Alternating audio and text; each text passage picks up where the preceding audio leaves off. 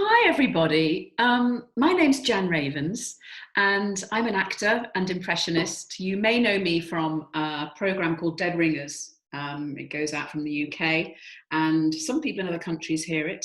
Lise Doucette told me that she once heard it in Iran with the president of Iran, who was a big fan and of the particular impression of her, which was very gratifying for her and me.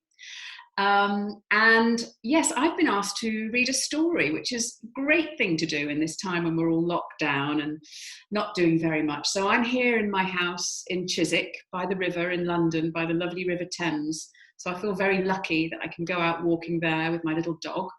And I'm here with my 21-year-old son, who is very nice, very easygoing, and I couldn't really ask for anybody better to be locked down with.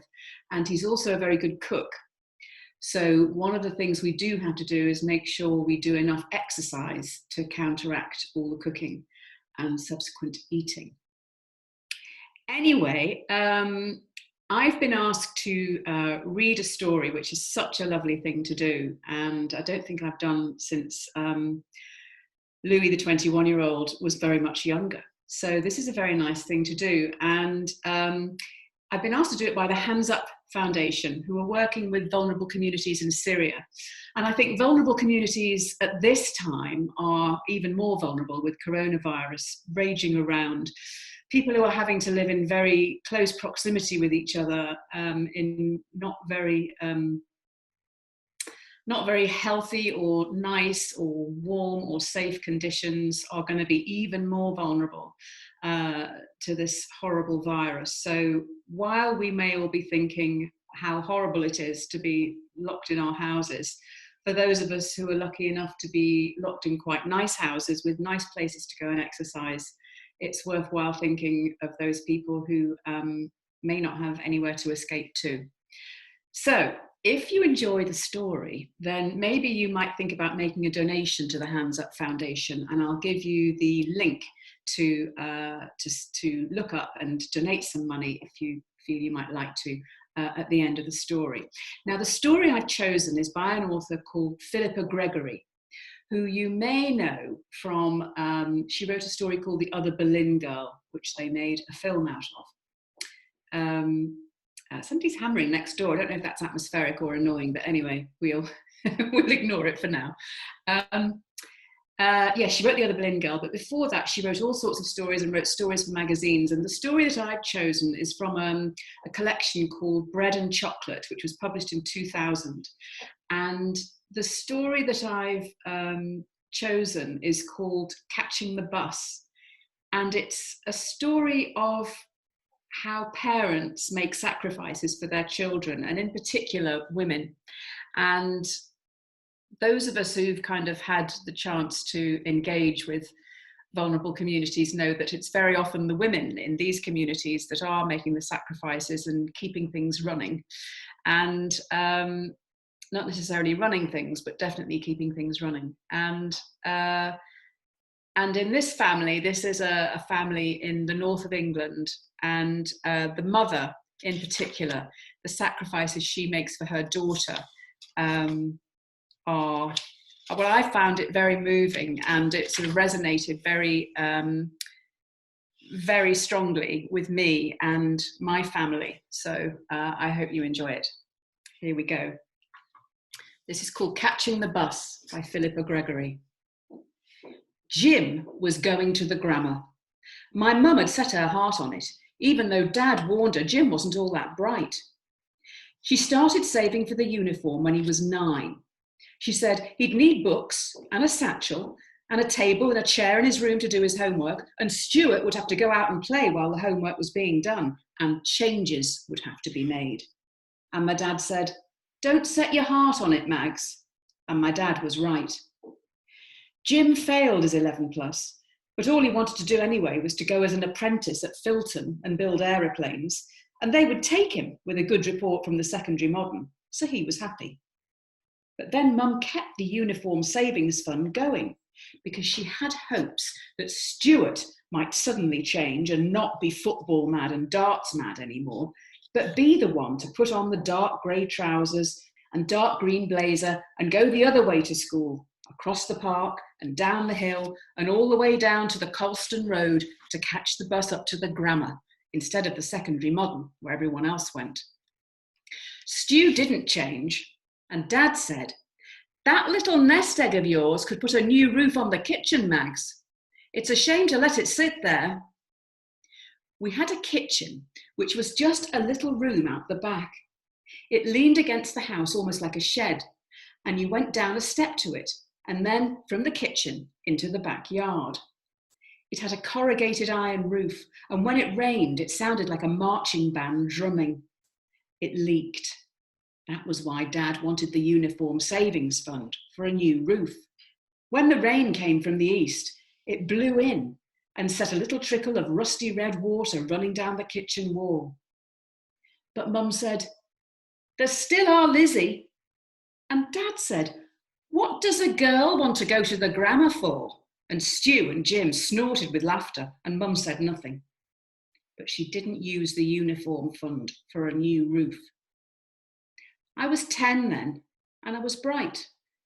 "There's no point sending a girl to the grammar," Dad said to Mum very reasonably as he bolted the front door and she started slowly climbing the stairs to bed.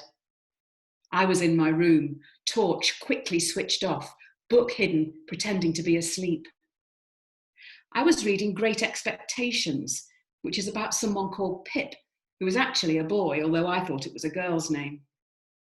"She'll get married and then it's all wasted," Dad said as they went past my door. "It's not as if she's going to do anything with it." Their bedroom door closed, and I heard him moving around, the groan of the wooden wardrobe door opening and the jangle of the coat hangers. Mum didn't reply. I heard the bed creak as they got in, and then the click of their light going off, plunging the house into comfortable dark. Then I switched on my torch again and turned the page. Dad worked as a mechanic in a garage on the main road. Mum did ironing. She said she'd never take in washing. She'd be ashamed to take in washing, but she could do ironing with her head held high. She said she liked it, but I saw her face when a wash basket piled high with shirts was waiting, and she'd bang the ironing board down on its legs and then heave it up to make it click into place at the right height. She had an electric iron with a green light in the black Bakelite handle which glowed as the iron warmed up like an evil eye, keeping her on her feet when she was tired, making her bend over the board until late at night. The Bakelite was shiny and glossy on the back, black like the main road when it's wet, but around the green eye it was cracked and pale. She had a special jug that I made her in art, and she filled it with cold water and dipped her fingertips in it and flicked them out over the white linens and creased cottons. And when the iron went over a fat, resilient drop, it hissed like a snake. The house was always filled with the warm scent of hot, clean cloth, and one or other of Mum's hands was always stained with a little stripe of red where she'd brushed against the iron and burned herself. When I was tall enough to reach the board at its lowest setting, I was allowed to do handkerchiefs. First you went round the edges, the iron nosing its way round like a blunt-nosed explorer. Then you did the broad sweep of the middle. That was the best bit. Then you folded it in half and pressed the crease in the middle, then in a quarter and pressed down the quarter line. Big men's handkerchiefs, they went into 3 folds before they were halved. "I love ironing," I said to my mum. "You wouldn't say it if that was all you could do," she said. I passed my 11+. "I don't see that it makes any difference," my dad said. "What's she going to do with GCEs when she's married and with a baby on the way?" "We'd have sent the boys," Mum said. "Boys need exams," my dad replied inarguably. "What does she want French for?" My mum put down her iron, sitting it on its back on the board. The little green eye winked on as she looked across the room at my dad, eating his tea at the table. "I've set my heart on it, Arthur," she said. "I've set my heart on it." Nobody asked me. They told me at school that I was a lucky, lucky girl. But I didn't feel very lucky at home. When we had Sunday's roast beef in mince on Monday, and then in sandwiches on Tuesday, And then the bone boiled up for soup on Wednesday. It was my fault because I was going to the grammar and the shoes had to be paid for. The Uniform Savings Fund bought the blazer and the tie from the school's own second-hand store. But there was still the PE kit and a special shoe bag to buy. And I needed a satchel and a felt hat with an elastic strap and a hat badge in dark green enamel with the school crest on it. Dad started to come home early on Friday nights. He didn't have his pint anymore. My little dog's growling because she can see the window cleaner outside. Laura, shush, good girl. Dad started to come home early on Friday nights and didn't have his pint anymore. And then one day, a big canvas hold-all appeared in the hall, filled with a stranger's dirty laundry. And I knew my mum was taking in washing. She bought a twin tub on the Never Never, and it lived in the middle of the kitchen with one hose pipe attached to the tap pouring cold water in, and the waste pipe looped out over the sink, pouring dirty water out. If you opened the lid when the washing was doing, you could see the whole drum turning and shaking like some wild grey stew. There was a wringer fixed on the top, and I turned the handle while Mum fed the clothes through the rollers before dropping them into the spin dryer. When the spinner was on, the whole thing juddered across the uneven kitchen floor as if it would run out into the backyard across the uneven kitchen floor, taking the damned washing with it. Then when it had spun so long the house had been half shaken to pieces, she opened the lid, heaved out the long ropes of laundry and hung them out to dry in rows and rows of new lines that my dad had put up in the backyard. And then she had to iron it as well with the usual load. The family chipped in. One of my aunts found a school satchel from somewhere, gave it a polish and presented it to me in August with half a crown in the inside pocket. My Uncle Peter made me a wooden pencil case with my name in poker work on the inside. I was really pleased with that. My mum's uncle in Canada sent a postal order, and that paid for the special games shorts and the daps. One by one, the things were bought and put into the bottom drawer of the chest of drawers in my bedroom. But there was always something more. I had to have special name tags. It wasn't enough to write your name inside things. There were specially embroidered name tags, and they were 3 and 6 for 100. 3 and 6, my dad said. Mum nodded grimly and bashed the iron down on somebody's collar. It was my job to sew the name tags into my new clothes. It was my job to fold them and lay them carefully in the precious bottom drawer. It was my job all through that summer to tick one item after another from the list the school had sent us until it was the end of August, nearly the start of the new term, and the drawer was full. I only hope she's worth it, my dad said. I only hope she's worth it too, said my nan to my dad, seeing what it costs. My dad scowled. He never agreed out loud with my nan when she said something against my mum, but he had a special scowl, and she knew what it meant. Throwing good money away on educating a girl, my nan said. What's she going to do with O-levels? That's what I'd like to know. My mum suddenly appeared in the kitchen doorway. It was Sunday afternoon when my nan always came over for tea, and the ironing board was away for once, and the twin tub pushed out into the yard. My mum was slicing bread, and she had the bread knife in her hand as if she was Macbeth. She's going to have a chance, she said. She's going to have her chance. She's as good as any boy, and she's got more in her head than Jim or Stu. They'd have had their chance if they'd passed the 11 plus, so she gets hers. And I don't know what she'll do with it, not French or maths or biology or any of the things she's going to learn.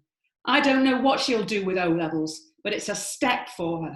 It's the bus out of here for her. It's her chance. There was a dreadful, long silence. Mum had never said a word to Nan in 20 years of nagging. She'd never said anything, even to suggest she thought there was anything more than ironing, and the row after row of houses all the same, and Sunday tea with Nan every Sunday, and a week at Minehead in the summer. She never said why she wanted any of us to go to the grammar, and why she wanted it so much. She wasn't a woman who talked a lot. She wasn't a woman who burst out into explanations. She wasn't like someone in a book who's always explaining things and feeling things and saying some more. She just stood there with the bread knife in her hand, looking at Dad and Nan, who looked back at her. And then she said, "Tea in 5 minutes, lay the table, Lizzie." And I laid the table for tea, while Stu and Jim and Nan and Dad sat in silence, maybe thinking about Mum holding the bread knife and suddenly saying her daughter had to have a chance. On Monday, September the 4th, my shirt was clean and stiff at the neck. My tie was silky under my fingers. My blazer, with the badge I'd sewed on the pocket and my name tag I'd sewed on the collar, felt cool when I put my arms in the sleeves. That was the silky lining. My hat felt loose on my head and the elastic strap was tight at my throat. My shoes shone like horse chestnuts. My satchel swung from my shoulder, empty of everything but my new pencil case and a purse. A special purse. Even the purse had to be special. It was the school purse with a little zip and a strap you wore over one shoulder with my bus fare inside. Because I wasn't going to the secondary modern within walking distance on the other side of the park. I was going down the Colston Road to catch the bus to the grammar on the other side of town. My mum walked with me to the bus stop. She said she'd run out of blue bag and she might as well get it now as later. And she said she might as well wait with me for the bus to come. So she was there when I stood in the queue and waited for the green double-decker bus to come round the corner, leaning as if it might fall over. And we didn't say anything, either of us, because there was nothing to say now that I was there at last at the bus stop, waiting for my bus. My mum held her arms across herself as if she were hugging herself in. Her hands were red from washing now, the fingernails and the cuticles white and soft from the hot water. She didn't reach out and tweak at my new blazer or straighten my hat. She stood back a little, as if she just wanted to watch me go. The bus came round the corner and the queue shuffled as it drew up. The conductor was standing at the foot of the stairs, his ticket machine resting on his stomach, his finger ready to press the bell. I glanced back at my mum and she was beaming at me, her face filled with delight as if it were the start of the summer holiday or Christmas morning. But her arms were held tight across her as if she were hugging a baby that wasn't there. I turned to the bus and I grabbed the pole and I jumped onto the step and I went inside and I found a seat on the scratchy seats with the zigzag patterns and I waved at her through the dusty window. And then I set off to get my chance. Oh, I only just kept it together there. Oh dear. Well, I hope you enjoyed that story. It's just amazing, isn't it, what mums will do for their kids, and particularly that mum who wanted something better for her daughter. So if you would like to donate something to the Hands Up Foundation, what you need to do is go to www.handsupfoundation, all one word, .org. So that's www.handsupfoundation.org/appeals/stories. handsupfoundation.org/appeals/stories. I hope you enjoyed that. I really enjoyed reading it. Thank you.